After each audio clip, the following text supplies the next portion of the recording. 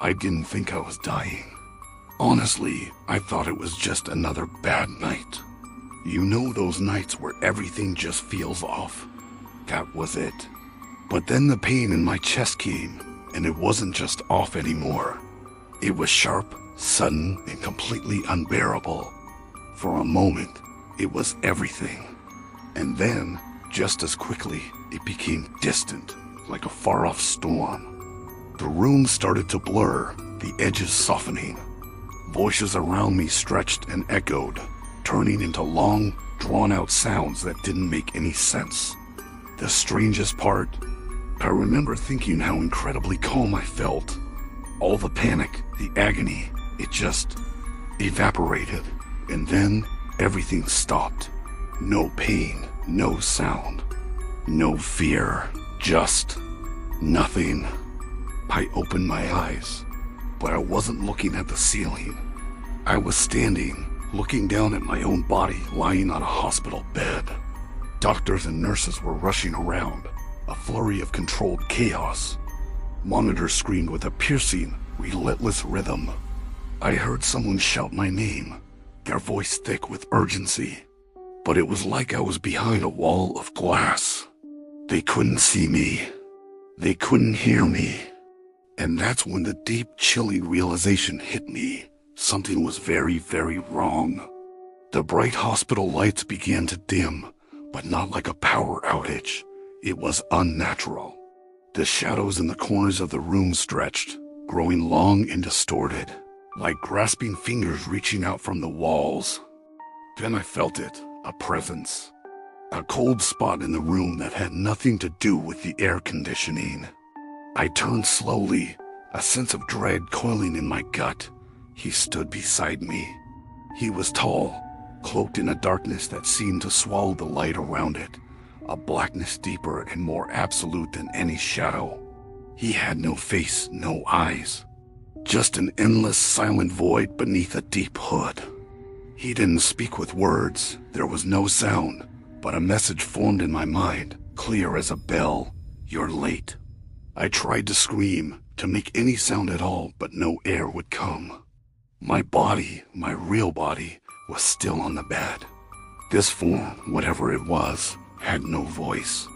I tried to run, to scramble away, but the room itself dissolved around me. The walls, the floor, the ceiling, they all folded away into nothingness. We were moving through an abyss of pure darkness. We weren't walking, and we weren't flying. It was more like reality was being pulled and folded around us, carrying us along. Time had no meaning here. An instant could have been an eternity. And in that void, I felt fear.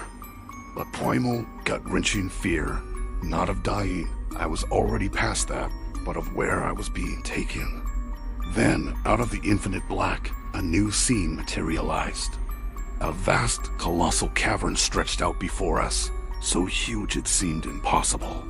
Far below, a massive underground lake shimmered with a faint, eerie luminescence, casting ghostly light on the jagged rock formations.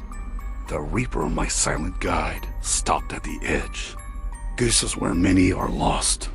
The thought echoed through my consciousness, his voice without sound. Before I could even begin to process what that meant, they grabbed me, cold hands. Too many to count.